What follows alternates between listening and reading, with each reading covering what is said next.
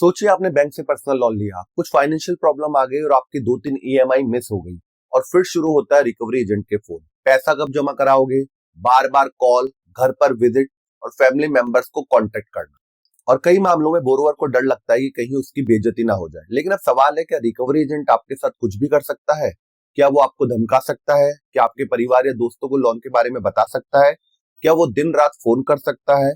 और अगर आपने लोन लेकर मोबाइल खरीदा है तो क्या बैंक आपका मोबाइल लॉक कर सकता है?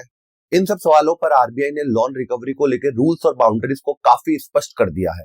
आज की वीडियो में समझेंगे आरबीआई के नए लोन रिकवरी रूल्स क्या हैं, बैंक के लिए क्या बदलेगा और बोरोअर्स को कौन कौन से राइट्स मिलेंगे। वीडियो आखिर तक देखिए, क्योंकि अगर आपके पास home loan, personal loan, card loan, credit card या कोई दूसरी ईएमआई है तो ये जानकारी आपके काम आ सकती है। सबसे पहले समझते हैं कि आरबीआई को लोन रिकवरी पर इतनी सख्ती क्यों करनी पड़ी। बैंक का पैसा वापस लेना गलत नहीं है। अगर आपने लोन लिया है तो लोन एग्रीमेंट के मुताबिक उसे चुकाना आपकी जिम्मेदारी है। लेकिन समस्या तब शुरू होती है जब रिकवरी के नाम पर हरासमेंट शुरू हो जाता है। किसी बोरोवर को बार बार फोन करना, धमकी देना, अब्यूसिव लैंग्वेज इस्तेमाल करना, पब्लिकली शेम करना या बोरोवर के रिलेटिव्स, फ्रेंड या कलीग्स को प्रेशर बनाना रिकवरी का सही तरीका नहीं हो सकता। इसलिए आरबीआई का बेसिक मैसेज है, लोन रिकवरी होगी लेकिन नियम और डिग्निटी के साथ। बोरोवर को प्रोटेक्शन मिलने का मतलब ये बिल्कुल नहीं है कि लोन माफ हो गया है। आपका आउटस्टैंडिंग अमाउंट और रीपेमेंट ऑब्लिगेशन अपनी जगह बना रहेगा। सबसे महत्वपूर्ण बात, रिकवरी एजेंट या लेंडर का एम्प्लॉय बोरोवर को डरा नहीं सकता और हरास नहीं कर सकता। मतलब गाली गलौज नहीं, फिजिकल थ्रेट नहीं, धमकी भरे मैसेज नहीं और सोशल मीडिया के जरिए गलत मैसेज नहीं और बोरोवर को पब्लिकली बेइज्जत करने की भी कोशिश नहीं। मान लीजिए राहुल की 3 ईएमआई पेंडिंग है, रिकवरी एजेंट उसके घर जाता है। वह राहुल से आउटस्टैंडिंग पेमेंट के बारे में बात कर सकता है, लेकिन अगर वह पड़ोसियों के सामने चिल्लाने लगे, इन्होंने बैंक का लोन नहीं चुकाया है, तो ये एक्सेप्टेबल रिकवरी प्रैक्टिस नहीं मानी जाएगी। यानी रिकवरी का अधिकार है, बेइज्जती करने का नहीं।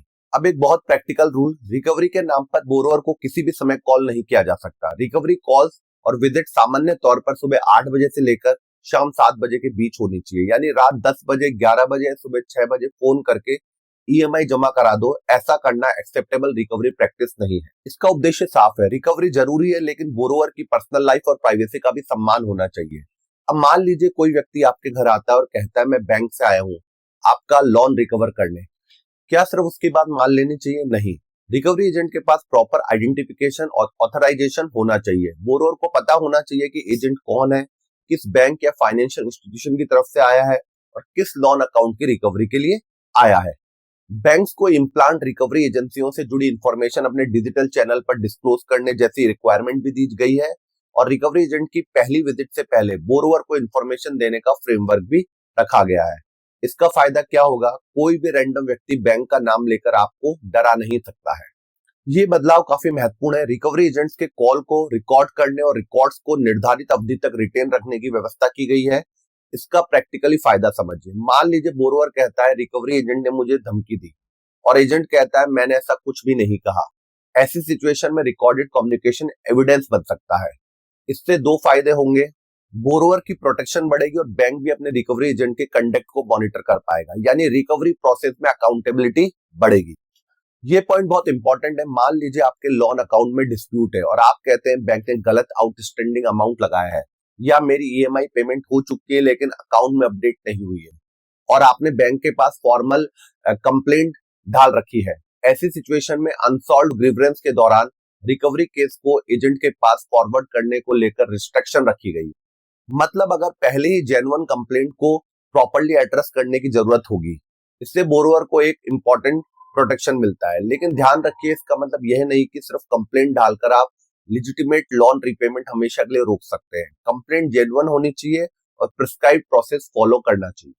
मोबाइल लोन लेने वालों के लिए एक बड़ा बदलाव। अब आते हैं एक इंटरेस्टिंग रूल पर। आजकल बहुत लोग स्मार्टफोन ईएमआई या फाइनेंस डिवाइस खरीदते हैं। कुछ लेंडर्स फाइनेंस के समय ऐसी टेक्नोलॉजी इस्तेमाल कर सकते हैं जिससे डिफॉल्ट की सिचुएशन में डिवाइस एक्सेस रिस्ट्रिक्ट किया जा सके। आरबीआई फ्रेमवर्क में इस एरिया में भी सेफगार्ड रखे हैं। सिर्फ एक ईएमआई मिस होते ही तुरंत आपका फोन, मोबाइल लॉक कर देना एक्सेप्टेबल नहीं होगा।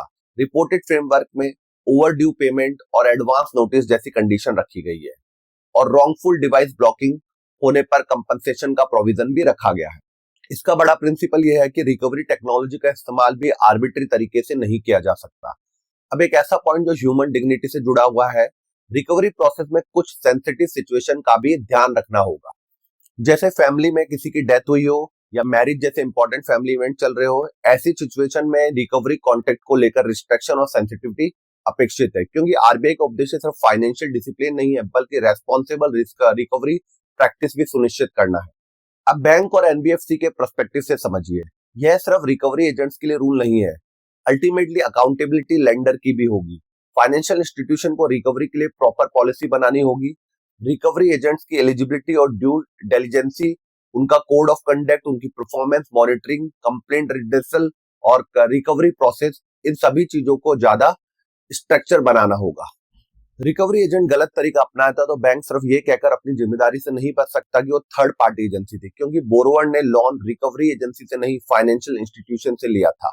अब सबसे प्रैक्टिकल सवाल, अगर आपकी ईएमआई मिस हो गई है तो आपको क्या करना चाहिए? सबसे पहली बात, रिकवरी एजेंट से भागिए मत, बैंक से कम्युनिकेशन बनाए रखिए।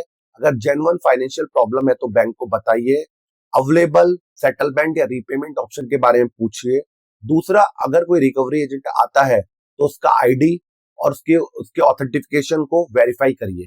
तीसरा, अगर हरासमेंट हो रहा है तो एविडेंस संभाल कर रखे, कॉल डिटेल, मैसेज, ईमेल और कम्युनिकेशन रिकॉर्ड। और सबसे पहले संबंधित बैंक या फाइनेंशियल इंस्टीट्यूशन में कंप्लेंट करें। अगर वहां उचित समाधान ना मिल दे तो एप्लीकेबल आरबीआई में भी कंप्लेंट का इस्तेमाल कर सकते हैं। लेकिन यहाँ एक बहुत बड़ा मिसकॉन्सेप्शन मत पालिए, आरबीआई के ये रूल्स यह नहीं कहते कि ईएमआई मत भरो या बैंक कुछ नहीं कर सकता।